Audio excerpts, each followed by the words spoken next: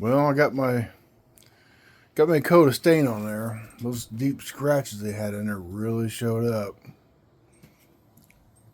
She's still wet.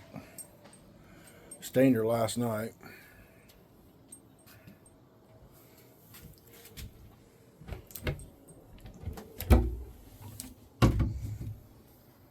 What do you think?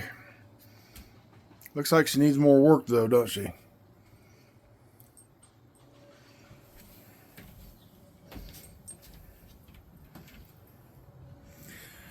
Too cold to be. That seat is really popping through on that detail in there.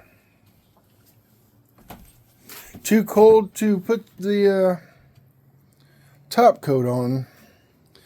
Looks like I've been looking ahead in the calendar and I might not be spraying at all.